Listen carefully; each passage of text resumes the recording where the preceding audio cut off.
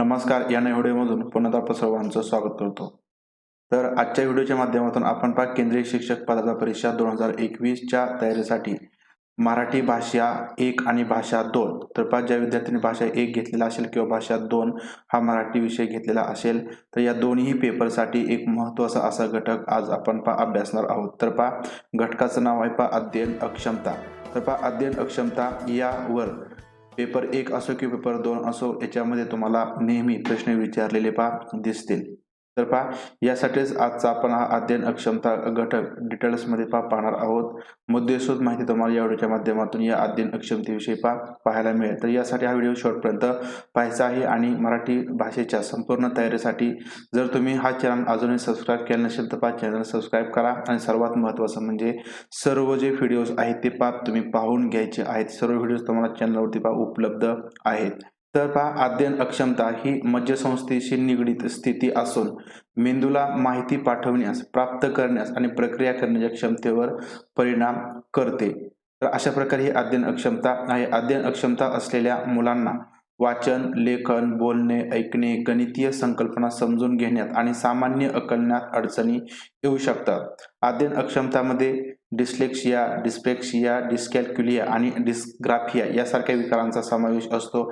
यातील प्रत्येक विकार हा दुसऱ्या विकाराबरोबर एकात्मिक पद्धतीने येऊ शकतो. म्हणजे या ठिकाणी एकच विकार येत नाही तर त्याच्याबरोबर तुम्हाला दुसरे सुद्धा विकार पाहायला मिळतात, म्हणजे एकत्रित ते विकार येऊ शकतात. म्हणजे या ठिकाणी लक्षात ठेवायचं आहे की अध्ययन अक्षमता ही मज्जासंस्थेशी निगडीत स्थिती असते आणि याच्यामध्ये मुलांना वाचन, लेखन, बोलणे, ऐकणे, गणितीय संकल्पना समजून घेण्यात आणि सामान्य आकलनात अडचणी येत असतात.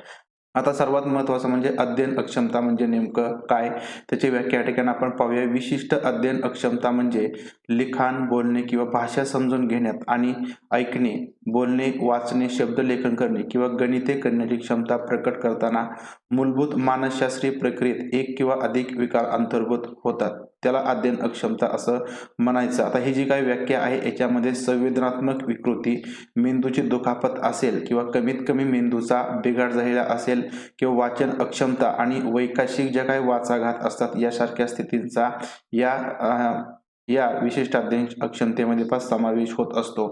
आता या अध्ययन अक्षमतेमध्ये कशाचा समावेश होत नाही तर ज्यांना प्रामुख्याने दृश्य म्हणजे दिसण्यामध्ये, श्राव्य म्हणजे ऐकण्यात किंवा कारक दोष असतात, म्हणजे जे अपंग वगैरे असतात किंवा मानसिक मंदत्व असतं, भावनिक अस्थिरता असतात किंवा परिस्थितीजन्य, सांस्कृतिक किंवा आर्थिक प्रतिकूलतेचा परिणाम असतो, तर अशा मुलांचा समावेश या अध्ययन अक्षमतेमध्ये होत नाही.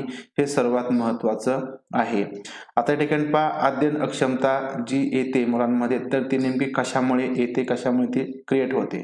तर अध्ययन अक्षमतेचं कोणतेही एकच किंवा विशिष्ट कारण आपल्याला सांगता येणार नाही की या कारणामुळे हे अध्ययन अक्षमता येते. तथापि अशी काही कारणे आहेत की ज्याच्यामुळे अध्ययन अक्षमता येऊ शकते. मिश्र अशी प्रकारची कारणे आहेत तर ती या अध्ययन अक्षमतेसाठी कारणीभूत असतात. आता याच्यामध्ये सर्वात महत्वाचं एक कारण आहे अनुवंशिकता. असे लक्षात आले आहे की ज्याच्या पालकांमध्ये अध्ययन अक्षमता आहे, जर आईवडिलांमध्ये अध्ययन अक्षमता हा विकार असेल तर तोच विकार त्याच्या मुलामध्ये होण्याची शक्यता अधिक असते. म्हणजे या ठिकाणी अध्ययन अक्षमता ही अनुवंशिक आहे. त्याच्यानंतर दुसरं जे कारण आहे ते जन्मादरम्यान किंवा नंतरचे आजारपण, म्हणजे जन्मादरम्यान किंवा नंतर आजार किंवा दुखापत झाल्यास अध्ययन अक्षमता येऊ शकते. म्हणजे गर्भधारणे दरम्यान ड्रग्ज किंवा अल्कोहोलचं सेवन, शारीरिक आघात, गर्भाशयाची अपूर्ण वाढ झाली असेल किंवा जन्माच्या वेळी कमी वजन असेल किंवा अकाली किंवा दीर्घकाळापर्यंत वेदना, तर या सुद्धा कारणांमुळे अध्ययन अक्षमता येऊ शकते. म्हणजे गर्भधारणे दरम्यान सुद्धा जर काही ड्रग्ज घेतले असेल, औषधं घेतले असेल किंवा अल्कोहोल, दारू वगैरे पिले गेले असेल किंवा शारीरिक काही आघात झाले असतील, अपूर्ण वाढ असेल किंवा बाळाचं वजन कमी असेल तर याच्यामुळे सुद्धा या ठिकाणी जी काही अध्ययन अक्षमता आहे त्या मुलामध्ये येऊ शकते. त्याच्यानंतर बालपणातील जे काही तणाव असतात, स्ट्रेस असतात, त्याच्यामुळे सुद्धा अध्ययन अक्षमता येते, ज्याच्यामध्ये तीव्र ताप, डोक्यास दुखापत झाली असेल किंवा अपूर्ण पोषण असेल म्हणजे कुपोषित मुलं असतात, यासारख्या जन्मानंतरच्या तणावपूर्ण घटनेमुळे सुद्धा अध्ययन अक्षमता येते. त्याच्यानंतर एकरूपता हे सर्वात महत्वाचं मोठं कारण आहे. त्याच्यामध्ये अध्ययन अक्षमता असलेल्या मुलांना अवधान केंद्रीकरणाची समस्या किंवा विघटनशील वर्तन विकारांचा सरासरीपेक्षा जास्त धोका असतो. म्हणजे मुलांना जर शाळेमध्ये असतील तर त्यांना अवधान एकत्रित करता येत नाही किंवा केंद्रीकरणाची समस्या आहे तर ती येत असते. आता ज्या विद्यार्थ्यांमध्ये वाचन दोष असतो तर तो वाचन दोष असलेल्या 25% मुलांमध्ये देखील ADHD आहे. तर ADHD म्हणजे काय ते आपण खाली पाहूया. याउलट असा अंदाज लावला जातो की ADHD निदान झालेल्या 15 ते 30% मुलांमध्ये अध्ययन समस्या असते. आता या ठिकाणी ADHD म्हणजे attention deficit hyper activity disorder म्हणजे अतिचंचलता अवस्था. म्हणजे जी मुलं अतिचंचल असतात तर त्या मुलांमध्ये 15 ते 30% अतिचंचल अवस्था ज्या मुलांमध्ये त्याचं निदान झालेलं असतं अशा 15-30% मुलांमध्ये हे अध्ययन अक्षमतेची समस्या जाणवते. म्हणजे जी मुलं लहानपणी अतिचंचल असतात, एका जागेवरती बसत नाहीत, तीव्र अतिचंचल असतात, तर त्यांच्यामध्ये हा ADHD नावाचा जो काही अतिचंचलता किंवा अध्ययन अक्षमतेचा विकार आहे तो या ठिकाणी येऊ शकतो. अशा प्रकारे या ठिकाणी ही महत्वाची अशी कारणे आहेत की ज्यामुळे अध्ययन क्षमता विद्यार्थ्यांमध्ये निर्माण होते. त्यानंतर या अध्ययन अक्षमतेची लक्षणे कोणती आहेत की आपण त्या मुलामध्ये अध्ययन अक्षमता आहे हे ओळखू शकतो.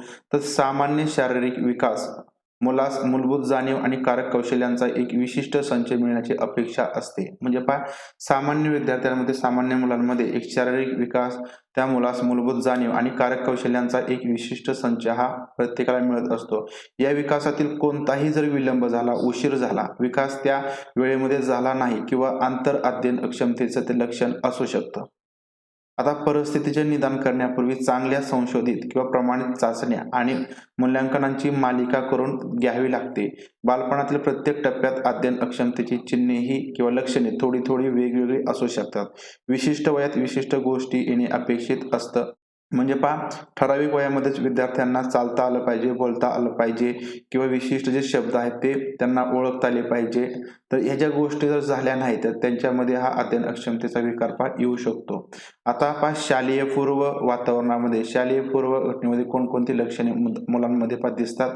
तर शालेय पूर्व अवस्थेमध्ये मुलास यापैकी काही अडचणी येऊ शकतात. यापैकी जर काही अडचणी असतील तर शालेय पूर्व वयामध्येच मुलांना अध्ययन अक्षमतेचा विकार आहे तर हे या ठिकाणी आपल्याला ओळखता येतं. सामान्यतः मुलांमध्ये भाषा विकसित होण्याच्या सामान्य वयामध्ये 15 ते 18 महिन्यामध्ये, म्हणजे बाळ 15 ते 18 महिन्याचं असतानाच त्याच्यामध्ये भाषा विकसित होण्यास सुरुवात होते आणि बोलण्याचं कौशल्य विकसित होतं. आता या ठिकाणी सोप्या शब्दांचा उच्चार करणे, अक्षरे आणि शब्द ओळखणे.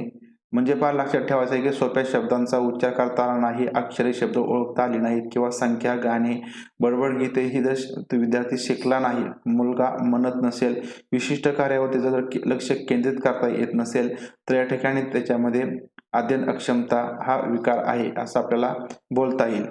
किंवा काही जे नियम असतात किंवा दिशानिर्देशांचं पालन हे त्या मुलाला करता आलं नाही.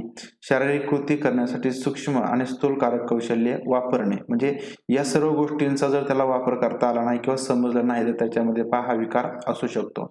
आता या ठिकाणी प्राथमिक शाळेमध्ये कोणकोणती लक्षणे दिसतात तर एखाद्या मुलास काही अडचणी येऊ शकतात. खालीलपैकी या अडचणी येणाऱ्या आहेत. त्याला अक्षरे आणि आवाजामध्ये संबंध प्रस्थापित करणे, म्हणजे या ठिकाणी आहे तर त्याच्यानंतर हा आ आहे. आता या ठिकाणी अ आवाज आहे, आचा आवाज आहे. आता हे शब्द बघून त्याला तो आवाज आणि शब्द जर याच्यामध्ये संबंध प्रस्थापित करता आला नाही तर या ठिकाणी हे अध्ययन अक्षमतेचं लक्षण आहे. त्याच्यानंतर समान उच्चार असणारे शब्द किंवा यमक सदृश शब्दांमधील फरक ओळखणे, तर या ठिकाणी ही अडचण त्याच्यामध्ये येऊ शकते.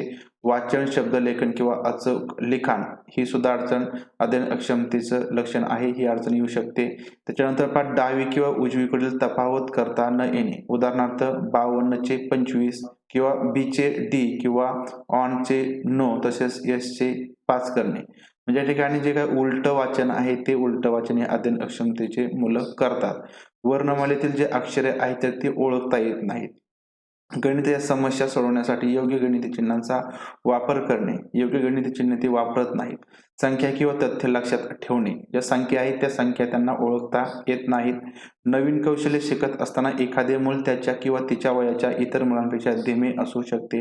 म्हणजे 2 मुलं आहेत त्यांचं वय 10-10 वर्ष आहे तर एक जे मुलं आहे त्यात त्याच्या ज्या काही सर्व आवश्यक क्षमता आहेत ते प्राप्त करतं, परंतु दुसऱ्या मुलाला त्याच्या वयामध्ये प्राप्त करता येत नाहीत. म्हणजे या ठिकाणी त्याच्या वयाच्या किंवा तिच्या वयाच्या इतर मुलांपेक्षा जे काही कौशल्य असतात तर ते आत्मसात करण्यामध्ये मागे पडतात. कविता किंवा उत्तरे ते लक्षात ठेवता येत नाही, ते पाठांतर होत नाही, काळाची संकल्पना त्यांना समजत नाही, डोळे हात यांचे समन्वय किंवा अंतर आणि वेगाचे अंदाज घेण्यातील असमर्थतेमुळे अपघात होण्याची शक्यता वाढते. म्हणजे या ठिकाणी अशा मुलांना अंतर आणि वेगाचा अंदाज येत नाही. पेन्सिल धरण्यात अडचण येते, बोटाचे लेस बांधता येत नाही, शर्टाचे बटन लावता येत नाही, इत्यादी उत्कृष्ट कार्यकौशल्य ते आत्मसात करण्यात त्यांना अडचणी येतात. अशा प्रकारे ही जी काही लक्षणे आहेत तर ती अध्ययन अक्षमतेच्या विद्यार्थ्यांमध्ये प्राथमिक शाळेमध्ये असताना जाणवतात किंवा ते समजून येतात. तर अशा प्रकारे या ठिकाणी ही लक्षणे आहेत शाळापूर्व आणि प्राथमिक शाळेमध्ये. आता या ठिकाणी या अध्ययन अक्षमतेचे प्रकार आहेत अध्ययन अक्षमतेचे प्रकार या ठिकाणी आपण पाहूया. त्याच्यामध्ये पहिला प्रकार आहे वाचनातील अध्ययन अक्षमता. आता वाचनातील अध्ययन अक्षमता म्हणजे डिस्लेक्सिया. तर याच्यावरती तुम्हाला प्रश्न विचारले गेलेले आहेत, विचारले जातील. आता या ठिकाणी वाचनातील अध्ययन अक्षमता तर ही वाचनासंबंधी 2 प्रकारची अध्ययन अक्षमता आहे. वाचनातील अध्ययन अक्षमता ही वाचनासंबंधी आहे हे लक्षात ठेवायचं आहे, कारण तुम्हाला प्रश्न असा विचारला जाईल की डिस्लेक्सिया ही समस्या कशाशी संबंधित आहे, तर ही वाचनाशी संबंधित समस्या आहे. ही 2 प्रकारची समस्या असते. जी वाचनाची अध्ययन अक्षमता असते तर ती 2 प्रकारची असते. याच्यामध्ये पहिली आहे आवाज, अक्षरे, शब्द यांच्यातील संबंध समजण्यात अडचणी येतात तेव्हा मूलभूत वाचन समस्या उद्भवतात. म्हणजे एक प्रकार आहे मूलभूत वाचन समस्या, म्हणजे ज्याच्यामुळे आवाज, अक्षरे, शब्द यांच्यातील समस्या समजण्यात अडचणी येतात.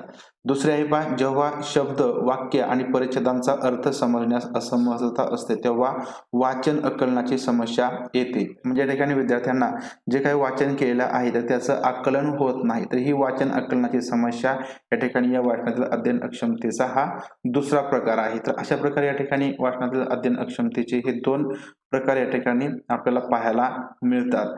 त्याच्यानंतर अक्षर आणि शब्द ओळख, शब्द आणि कल्पना समजून घेणे, वाचन आणि वेग, ओघ, सामान्य शब्दसंग्रह कौशल्य या वाचन समस्या जाणवतात.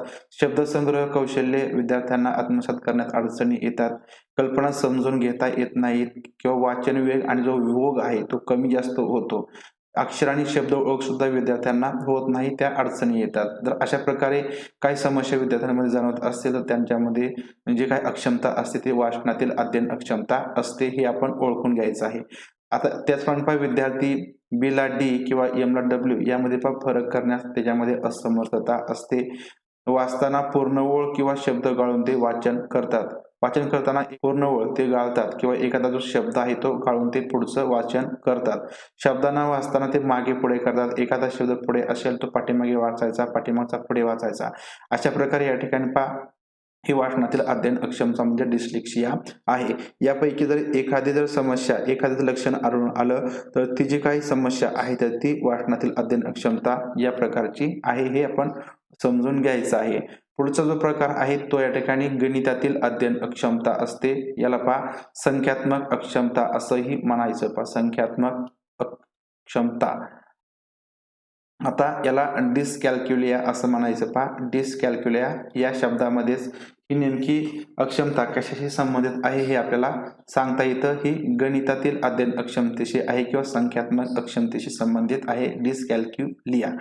आता या ठिकाणी मुलाच्या इतर सामर्थ्यानुसार आणि तार्किक क्षमतेवर अवलंबून गणितातील अध्ययन अक्षमता ही मोठ्या प्रमाणामध्ये आढळते. मुलांचे जे काही सामर्थ्य असते त्या सामर्थ्यानुसार आणि तार्किक क्षमतेवर अवलंबून ही अक्षमता मोठ्या प्रमाणात विद्यार्थ्यांमध्ये आढळते. एखाद्या मुलाची गणित करण्याची क्षमता ही भाषा शिकण्याच्या अक्षमतेमुळे किंवा दृश्य विकारामुळे, स्मृती किंवा मज्जासंस्थेच्या अडचणीमुळे भिन्न प्रकारे प्रभावित होऊ शकते. मज्जासंस्थेमधील ज्या काही अडचणी असतील, स्मृती असतील, दृश्य विकार असतील किंवा भाषा शिकण्याच्या अक्षमतेमुळे या प्रकारची गणित अक्षमता निर्माण होऊ शकते. गणित आधारित अध्ययन अक्षमता असलेल्या मुलास लक्षात ठेवता येत नाही आणि संख्या, गणिते, चिन्हे, तथ्ये जसे की 5+5 = 10, 5x5 = 25 अशा प्रकारे जे काही उदाहरणं असतात किंवा जे चिन्हांचा वापर करून आपण उदाहरणे सोडवतो तर त्याच्यामुळे त्यांची गफलत होते. तर ते चिन्हे किंवा ते जे काही तथ्य असतात तर ते त्यांच्या लक्षात राहत नाहीत. तर यासाठी त्यांना संघर्ष करावा लागतो. तो या ठिकाणी एक प्रकारचा त्यांना त्रास होत असतो. पुढे आहे पहा, गणितीय अध्ययनातील विकार असलेल्या मुलांना देखील मापन तत्वे म्हणजे कशा प्रकारे मोजमाप करायचं किंवा सूत्रे असतात ते लक्षात ठेवण्यास त्रास होऊ शकतो किंवा त्यांना वेळ सांगण्यास सुद्धा अडचणी येतात. म्हणजे काय, त्या ठिकाणी त्यांना मापनाची तत्वे, सूत्रे, वेळ सांगण्यास अडचणी येत असतात. संख्या त्यांना ओळखता येत नाहीत, आकृतीमधील फरक लक्षात येत नाहीत. म्हणजे या ठिकाणी जर समजा 2 आकृत्या आपण दिल्या तर त्याच्यामधील काही फरक नेमका आहे ते विद्यार्थ्यांना सांगता येत नाहीत. जे सामान्य विद्यार्थी आहेत ते या 2 आकृतीमधील फरक लगेच सांगतात, परंतु अशा विद्यार्थ्यांना फरक सांगता येत नाही. त्याच्यानंतर लहान मोठी संख्या ओळखता येत नाही, क्षेत्रफळ, लांबी, रुंदी, परिघ, चिन्हे, वेळ, सूत्रे या ओळखण्यात त्यांना अडचणी येतात. अशा प्रकारे लक्षणे जर असतील तर अशा विद्यार्थ्यांमध्ये गणितातील अध्ययन अक्षमता म्हणजे डिस्कॅल्क्युलिया नावाचा विकार आहे. तर हे आपल्याला निदान होतं. त्याच्यानंतर त्यानंतर तिसरी अध्ययन अक्षमता आहे लेखनातील अध्ययन अक्षमता. तर लेखनातील अध्ययन अक्षमता म्हणजे डिस्ग्राफिया. लक्षात ठेवायचं आहे डिस्ग्राफिया. तर ही अध्ययन अक्षमता ही लेखनातील अध्ययन क्षमतेशी संबंधित आहे. लेखनातील अध्ययन अक्षमता यात प्रत्यक्ष लिखाण किंवा माहितीचे आकलन आणि संश्लेषण करण्याची मानसिक क्रिया समाविष्ट असू शकते. म्हणजे या ठिकाणी प्रत्यक्ष लिखाण किंवा माहितीचं आकलन किंवा संश्लेषण करण्याची काही मानसिक क्रिया आहे तर या अध्ययन अक्षमतेमध्ये समाविष्ट होते. मूलभूत लेखन विकार हे शब्द आणि अक्षरे तयार करण्यात येणारी शारीरिक अडचण असते. जे मूलभूत लेखन विकार तर ही अध्ययन अक्षमता असते. याच्यामध्ये शब्द आणि अक्षरे तयार करताना अडचणी येतात. शब्द लिहिता येत नाहीत किंवा अक्षरे त्यांना लिहिता येत नाहीत. त्याच्यानंतर भावपूर्ण लेखन अक्षमता कागदावर विचार प्रकट करण्यास संघर्ष दर्शवतात. म्हणजे जर भावपूर्ण लेखन करायचं असेल तर ते लेखन करत असताना किंवा ते विचार प्रकट करत असताना त्यांना अडचणी येतात. तर ही सुद्धा या ठिकाणी लेखन अध्ययन अक्षमता आहे. लिखित भाषा शिकण्याची अक्षमता. ज्या काही लिखित भाषा असतात त्या भाषा शिकण्यामध्ये सुद्धा विद्यार्थ्यांना अडचणी येतात. व्यवस्थितपणा आणि लेखनाची सुसंगतता. विद्यार्थ्यांना चांगल्या प्रकारे लेखन करता येत नाही. व्यवस्थितपणा, टापटीपणा त्याच्यामध्ये किंवा लेखनाची काही सुसंगतता असते ते ठेवण्यात अडचणी येतात. अक्षरे आणि शब्दांची अचूक जुळणी ते करत नाहीत. शब्दलेखन, सुसंगतता, लेखन संरचना आणि सुसंवाद यामध्ये सुद्धा काही समस्या येतात. काही अक्षर लिहिताना ते चुका करतात. 9च्या जागी 6, बीच्या जागी डी अशा प्रकारे ते मागे पुढे करतात किंवा उलटपालट त्याच्यामध्ये करतात. अक्षरांचा आकार त्यांना ओळखता येत नाही. काही वाक्य ती सोडून देतात. म्हणजे लिहित असताना काही वाक्य सोडून देतात तर काहींची ती पुनरावृत्ती म्हणजे तेच वाक्य डबल लिहितात. म्हणजे अशा प्रकारे या ठिकाणी ही लेखनातील अध्ययन अक्षमता म्हणजे डिस्ग्राफिया आहे. यापैकी जर एखादं लक्षण आपल्याला विचारलं गेलं तर हे कशा प्रकारचे अध्ययन अक्षमता आहे हे आपल्याला ओळखता आलं पाहिजे. तर या ठिकाणी तुम्ही याच्या नोट्स काढू शकता. याच्यावर तुम्हाला दोन्ही पेपरमध्ये 2-2 प्रश्न 100% विचारले जातील. त्यानंतर जो काही पुढचा प्रकार आहे तो कारक कौशल्यांमध्ये अध्ययन अक्षमता म्हणजे डिस्प्रॅक्सिया. डिस्प्रॅक्सिया म्हणजे कारक कौशल्यांमध्ये अध्ययन अक्षमता. आता कारक कौशल्य म्हणजे काय तर कारक अक्षमता म्हणजे सूक्ष्म कारक म्हणजे कौशल्यपूर्ण लेखन किंवा स्थूल कारक कौशल्य म्हणजे आता स्थूल कारक कौशल्य कोणते असतात तर धावणे, उडी मारणे, पळणे. तर अशा प्रकारे स्थूल कारक कौशल्य आहेत आणि सूक्ष्म कारक कौशल्य म्हणजे कौशल्यपूर्ण लिखाण. यातील हालचाल आणि समन्वयामधील अक्षमता होय. याच्यामध्ये जे हालचाल होते किंवा समन्वय साधला जातो तर याच्यामधील ही अक्षमता म्हणजे कारक कौशल्यांमध्ये अध्ययन अक्षमता. कधी कधी कारक अक्षमतेचा उल्लेख हा आउटपुट म्हणजे क्रियाशीलता म्हणून केला जातो. म्हणजे मेंदूतील माहितीच्या आउटपुटशी संबंधित असतो. सायकल चालवण्यासाठी, उडी मारण्यासाठी, लिहिण्यासाठी किंवा कागद कापण्यासाठी मेंदू आवश्यक त्या अवयवांशी संवाद साधण्यास सक्षम असणे आवश्यक आहे. आता या ठिकाणी सायकल चालवायची आहे तर यासाठी आपल्याला हात, पाय त्याच्यानंतर आपले जे काही डोळे आहेत तर याचा जो समन्वय आहे तो साधला गेला पाहिजे. परंतु जर अशा प्रकारची अध्ययन अक्षमता असेल तर या ठिकाणी विद्यार्थ्यांना कारक कौशल्याच्या अध्ययन अक्षमतेमुळे सायकल चालवण्यामध्ये अडचणी येतात. उडी मारायची असेल तर सुद्धा त्या ठिकाणी पायामध्ये व्यवस्थित अंतर घेणं ह्या गोष्टी अंतर्गत असतात. लिहायचं असेल तर पेन व्यवस्थित धरता आला पाहिजे. त्याच्यानंतर कागद आणि डोळे, दृष्टी तर याच्यामध्ये समन्वय साधला गेला पाहिजे तरच विद्यार्थ्यांना चांगल्या प्रकारे लिहिता येतं. परंतु जर अशा प्रकारे कारक कौशल्य अध्ययन अक्षमता असेल तर हे जे काही अडचणी आहेत ते विद्यार्थ्यांना येऊ शकतात. त्यानंतर आपल्या मुलास कारक समन्वय अक्षमता आहे का? तर तो पेन्सिल कसे पकडतो किंवा त्या शर्टाचे बटन लावताना अडचणी येतात का? अशा प्रकारे हात, डोळे आणि समन्वय आवश्यक असलेल्या शारीरिक क्षमतांमध्ये समस्या असू शकतात. म्हणजे हात, डोळे तर याच्यामध्ये समन्वय साधता येत नाही. त्याच्यामुळे या शारीरिक क्षमतांमध्ये या समस्या असतात आणि त्याच्यामुळे या ठिकाणी या कारक कौशल्यांमध्ये अध्ययन अक्षमता नावाचा विकार विद्यार्थ्यांमध्ये आपल्याला पाहायला मिळतो. त्याला डिस्प्रेक्शिया असं म्हणायचं. म्हणजे या ठिकाणी लक्षात ठेवायचं की डिस्प्रेक्शिया हा कारक कौशल्यांमध्ये अध्ययन अक्षमतेशी संबंधित आहे. त्याच्यानंतर पाचवा प्रकार आहे भाषा अध्ययन अक्षमता. भाषेचं अध्ययन करण्यामध्ये जे अक्षमता असते त्याला अफासिया किंवा डिस्पेशिया असं म्हणायचं. म्हणजे अफासिया आणि डिस्पेशिया हे जे काही विकार आहेत ते भाषा अध्ययन अक्षमतेशी संबंधित आहेत. याच्यामध्ये भाषा आणि संप्रेषण अध्ययन अक्षमतेमध्ये बोललेली भाषा समजण्यात किंवा बोलण्यात अडचणी असू शकतात. म्हणजे जी काही बोललेली भाषा असते तर ते विद्यार्थ्यांना समजण्यास अडचणी येतात किंवा त्यांना बोलण्यामध्ये सुद्धा अडचणी येतात. त्याला अफासिया किंवा डिस्पेशिया म्हणजे भाषा अध्ययन अक्षमता असं म्हणायचं.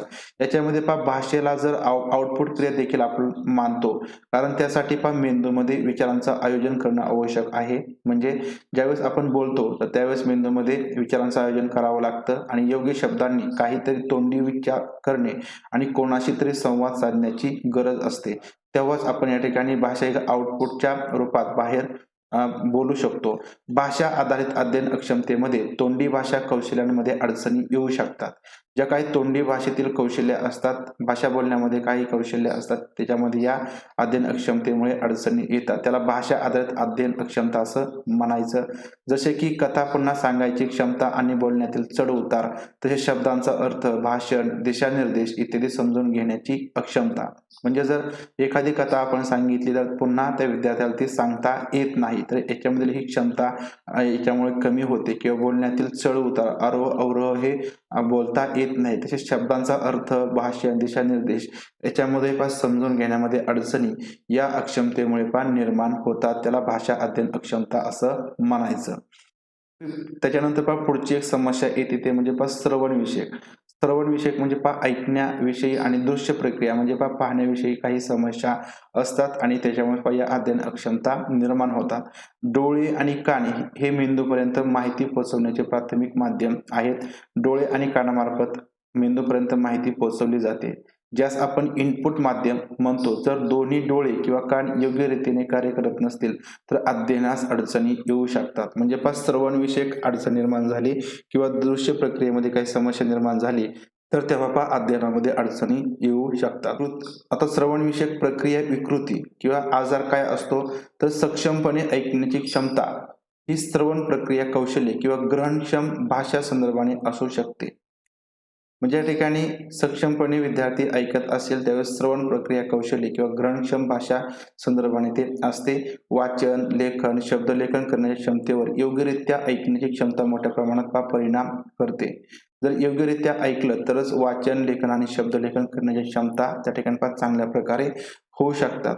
जर चांगल्या प्रकारे ऐकलं नाही, जर श्रवण विषयी काही समस्या असतील तर वाचन, लेखन आणि शब्दलेखन करण्यामध्ये अडचणी येतात. त्याच्यानंतर ध्वनीमधील सूक्ष्म फरक ओळखण्यास असमर्थता या श्रवणविषयक समस्येने निर्माण होते किंवा अयोग्य गतीने आवाज ऐकणे, शब्द उच्चारणे आणि वाचणे आणि लिहिण्याच्या मूलभूत संकल्पना समजून घेणे कठीण जातं. त्यानंतर पुढची विकृती आहे दृश्य प्रक्रिया विकृती म्हणजे पाहण्यामधील विकृती, ज्याच्यामुळे शब्दातील सूक्ष्म फरक ओळखता येत नाहीत. अक्षरे किंवा संख्या वेगळ्या अंगाने पाहणे, शब्द वगळणे, ओळी सोडणे, चुकीचे अंतर, डोळ्यांच्या हातातील समन्वयाची समस्या असणे हे दृश्य आकलनातील अडचणींमध्ये समाविष्ट असते. म्हणजे या ठिकाणी पाहण्यामधून या चुका होतात, याच्यामध्ये विकृती निर्माण होते. सक्षम डोळ्यांच्या कार्याचा उल्लेख दृश्य प्रक्रिया म्हणून करतात. दृश्य आकलनातील दोष हे स्थूल आणि सूक्ष्म कारक कौशल्य, वाचन, आकलन आणि गणितावरही परिणाम करू शकते. जे काही दृश्य आकलनातील दोष असतात त्याच्यामुळे स्थूल आणि सूक्ष्म कारक कौशल्य आणि वाचन, आकलन आणि गणित याच्यामध्ये सुद्धा ते परिणाम करू शकतात. अशा प्रकारे या ठिकाणी ही दृश्य प्रक्रिया विकृती आणि या ठिकाणी ही श्रवणविषयक प्रक्रिया विकृती याच्यामुळे सुद्धा अध्ययनामध्ये अडचणी येतात, त्याच्यावरती त्या परिणाम करतात. आता सर्वात महत्त्वाचं म्हणजे विद्यार्थ्यांमध्ये अध्ययन अक्षमता ही कशी ओळखायचं.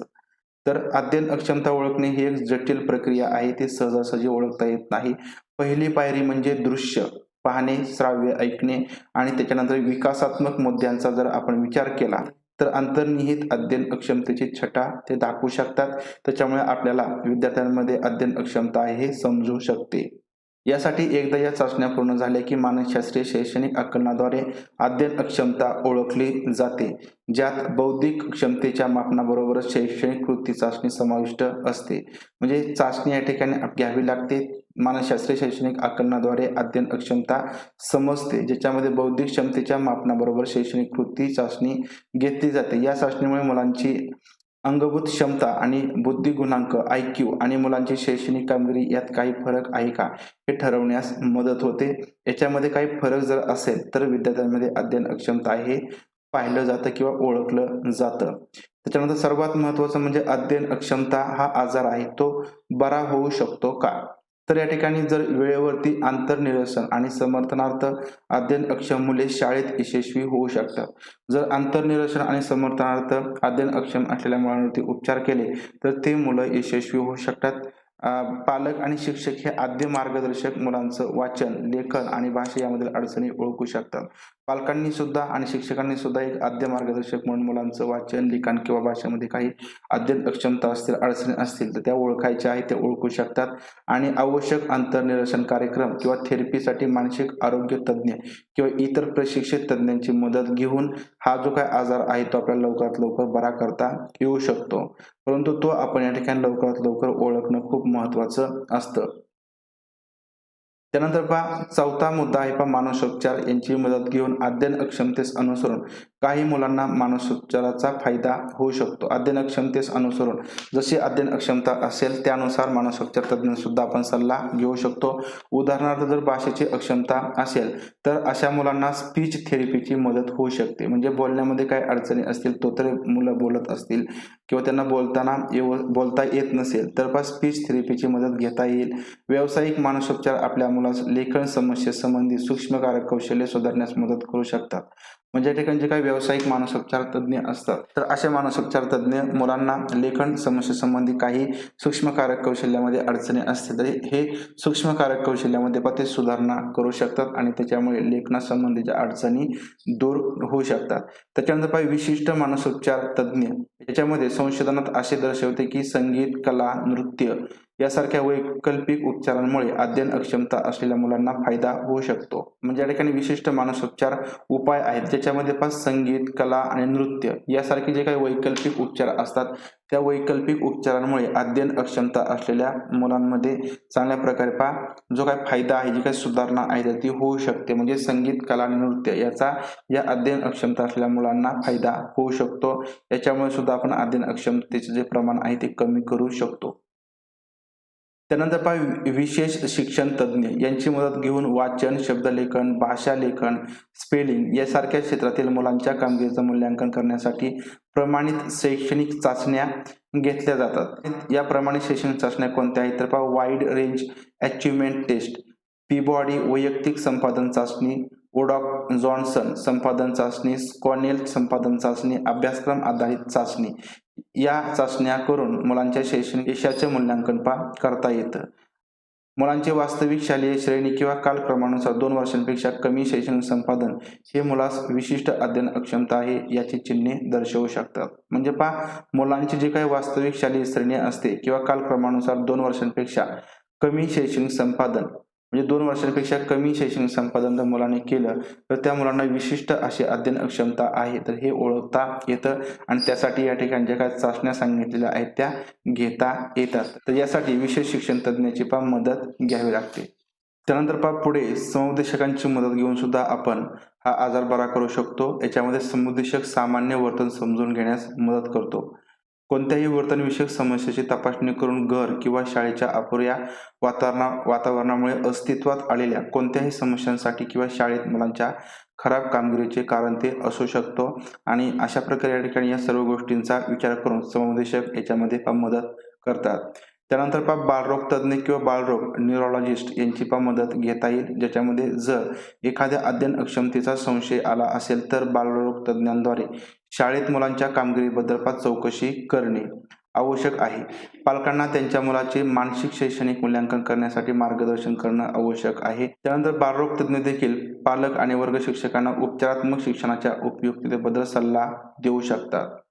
जे काही या ठिकाणी उपचारात्मक शिक्षण आहे, तर उपचारात्मक शिक्षणाचा या अध्ययन अक्षमतेमध्ये चांगल्या प्रकारे फायदा होऊ शकतो, तर हे बालरोग तज्ज्ञ सांगू शकतात. तपशीलवार नैदानिक इतिहासाची नोंद ठेवणे आणि हायपोथायरॉइडिझम, क्रॉनिक लीड विषबाधा यासारख्या वैद्यकीय आजारांना वगळण्यासाठी कसून शारीरिक तपासणी केली जाते आणि सेरेब्रल पाल्सी, विल्सन रोग, ADHD सारख्या न्यूरोलॉजिकल विकार यावर बालरोग न्यूरोलॉजिस्ट काम करतात आणि याच्यामधून सुद्धा अध्ययन अक्षमते जो काही आजार आहे तो बरा होऊ शकतो. अशा प्रकारे या ठिकाणी वेगवेगळे जे काही मानसोपचार तज्ज्ञ असतात, बालरोग तज्ज्ञ असतात किंवा काही समुपदेशक असतात, यांची मदत घेऊन हा जो काही आजार आहे तो कमी करता येतो, तो बरा करता येऊ शकतो. तर अशा प्रकारे या ठिकाणी अध्ययन अक्षमतेचे प्रकार, त्याची लक्षणे, अध्ययन अक्षमता हा विकार मुलांमध्ये कशामुळे येतो, त्याची लक्षणे काय आहेत, तो कशा प्रकारे ओळखायचा आणि तो बरा होऊ शकतो का, त्यासाठी कोणाकोणाची मदत घेतली जाऊ शकते, या संदर्भातील आपण डिटेलमध्ये माहिती या व्हिडिओच्या माध्यमातून पाहिली आहे. स्टेप बाय स्टेप मुद्देसूद आपण या ठिकाणी जी माहिती आहे तर ती प्रत्येक अध्ययन अक्षमतेचे पाहिले आहे आणि या अध्ययन अक्षमतेवरतीच तुम्हाला प्रश्न परीक्षेमध्ये विचारले जातील. आता याच्यामधून सुद्धा जर काही राहिलं असेल तर त्या संदर्भात एक सेपरेट असा दुसरा व्हिडिओ आपण नक्की बनवूया, ज्याच्यामुळे तुम्हाला या अध्ययन अक्षमता घटकावरती कोणताही आणि कशाही प्रकारे प्रश्न विचारला गेला तर तो तुम्हाला सोडवता येईल, तो चुकणार नाही. तर व्हिडिओ तुम्हाला माहितीपूर्ण वाटला असेल तर व्हिडिओ लाईक करा, व्हिडिओ जास्तीत जास्त शेअर करा आणि सर्वात महत्त्वाचं म्हणजे चॅनल तुम्ही अजूनही सबस्क्राईब केलं नसेल तर चॅनल सबस्क्राईब करून ठेवा. भेटूया पुढील व्हिडिओमधून, तोपर्यंत धन्यवाद.